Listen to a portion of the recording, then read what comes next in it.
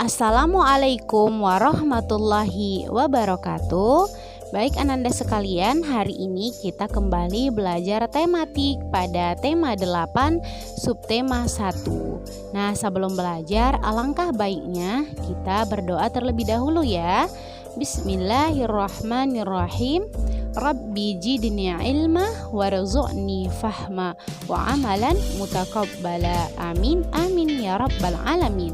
Baiklah, kita saksikan video pembelajaran kita pada hari ini. Kita kembali belajar tema 8 Praja Muda Karana, subtema 1 Aku Anggota Pramuka, pembelajaran 4, 5, dan 6. Adapun tujuan pembelajaran kita pada hari ini, yang pertama, siswa dapat mengidentifikasi informasi terkait lambang negara dari teks yang dibaca dengan benar. Yang kedua, siswa dapat menjelaskan arti gambar bagian burung Garuda pada lambang negara Garuda Pancasila dengan benar. Yang ketiga, siswa dapat menjelaskan tentang jenis-jenis sudut dengan benar. Dan yang terakhir, siswa dapat menjelaskan perbedaan antara sudut siku-siku, sudut lancip, dan juga sudut tumpul dengan benar. Nah, pada subtema 1 di sini kita belajar mengenai aku anggota pramuka.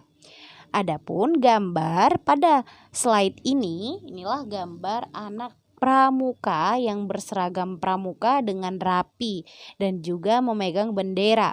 Nah, pramuka memiliki 10 janji yang disebut dengan dasa dharma. Dasa berarti 10. Nah, dharma artinya adalah janji. Jadi salah satu janji dalam dasa dharma adalah menjadi patriot yang sopan dan kesatria.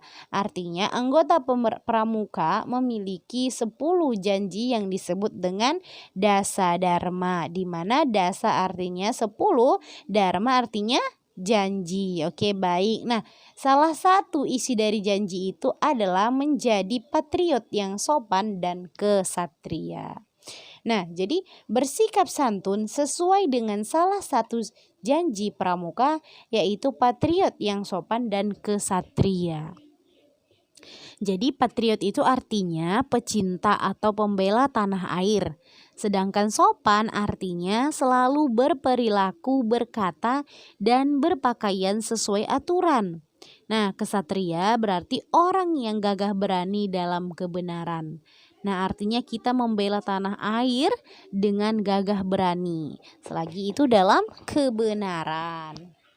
Nah, kemudian di sini ada lambang negara kita, yaitu Garuda Pancasila.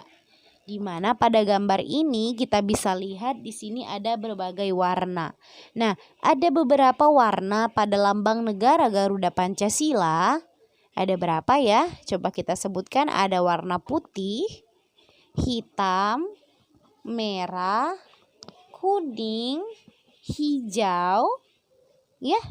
Nah, itu adalah warna-warna yang terdapat pada lambang negara kita, yaitu pada Garuda Pancasila. Jadi masing-masing warna itu memiliki arti tertentu. Yang pertama, warna putih memiliki arti kesucian, kebenaran, dan kemurnian. Nah, memang warna putih ini identik dengan yang namanya kesucian. Nah, kemudian warna hitam itu memiliki arti keabadian. Nah, sedangkan warna merah memiliki arti keberanian. Warna hijau berarti kesuburan dan kemakmuran. Kemudian ada warna kuning berarti kebesaran, kemegahan, dan keluhuran. Masya Allah, keluhuran. Nah, jadi setiap warga pada lambang negara mempunyai arti khusus. Jadi setiap lambang yang ada pada lambang negara itu mempunyai arti khusus. Arti dari suatu lambang menunjukkan cita-cita dan ciri-ciri tertentu. Jadi lambang negara ini memiliki arti ataupun ciri-cita tertentu pada negara, termasuk yang tadi ya, sedangkan warnanya saja itu memiliki makna yang mendalam. Nah, kemudian kelompok dalam pramuka siaga dinamakan barung. Nah, tadi ada sebelum slide ini kita tampilkan anggota pramuka yang memegang bendera. Nah, kelompok pramuka siaga itu disebut dengan barung. Nah, itu tingkat SD ya. Setiap barung itu memiliki lambang. Lambang yang digunakan adalah bendera. Nah, itulah tadi bendera yang dipegang oleh anggota pramuka. Nah, bendera itu memiliki warna sesuai pilihan anggota barung. Nah, itu terserah warnanya itu sesuai dengan pilihan dari anggota kelompok. Nah, itulah dia ya. Nah, kemudian di sini ada ragam dari lambang pramuka.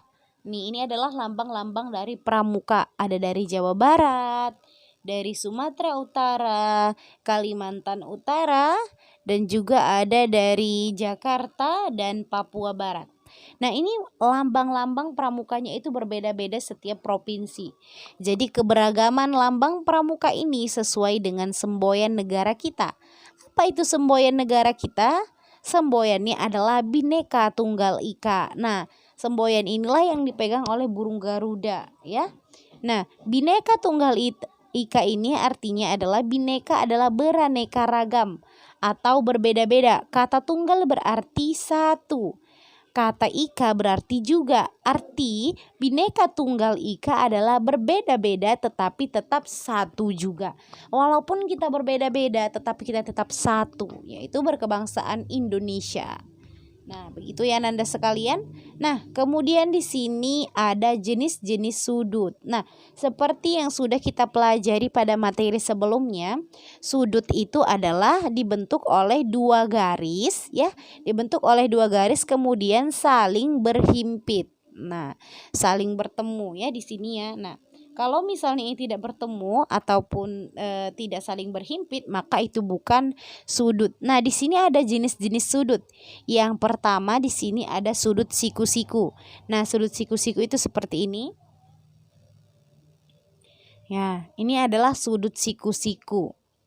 Nah, kemudian kalau sudut lancip bentuknya seperti ini. Nah, sudut lancip. Nah, yang ketiga ada sudut tumpul. Ini dia sudut tumpul.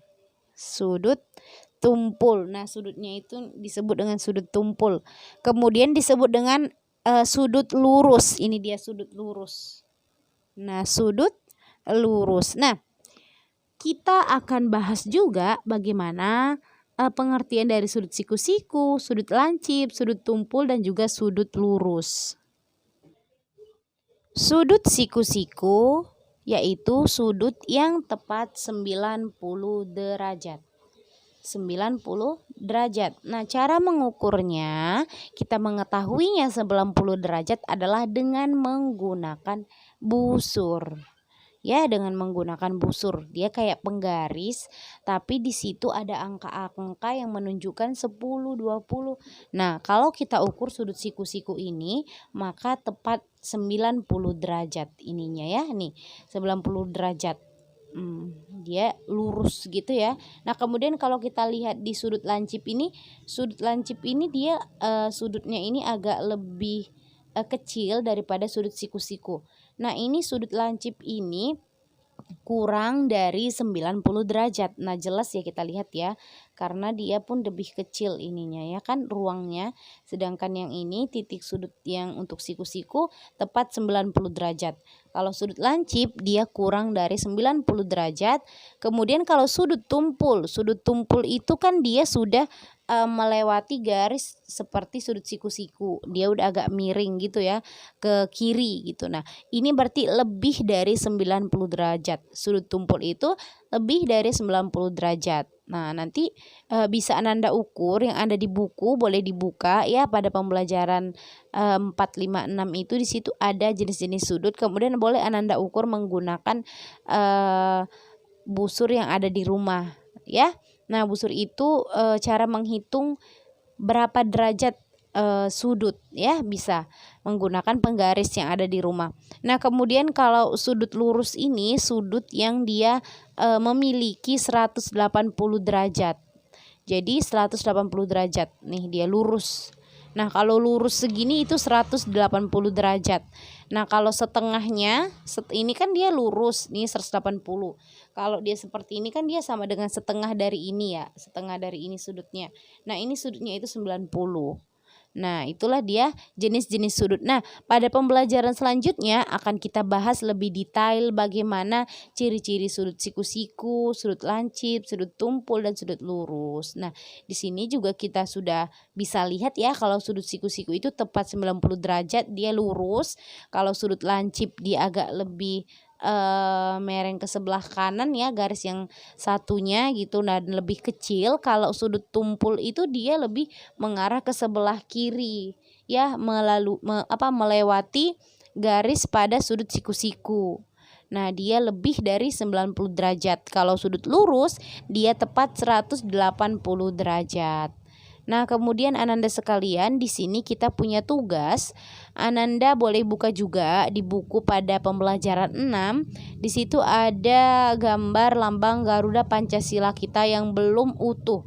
Nah, kemudian Ananda sekalian silahkan disusun sesuai dengan susunannya ya. Di bawah ini kita gunting, kemudian kita tempel di sini. Silahkan di print dulu, kemudian digunting, kita tempel pada lambang negara Garuda Pancasila. Oke, jika ada kata yang salah, Miss mohon maaf. Miss sudahi dengan salam. Wassalamualaikum warahmatullahi wabarakatuh.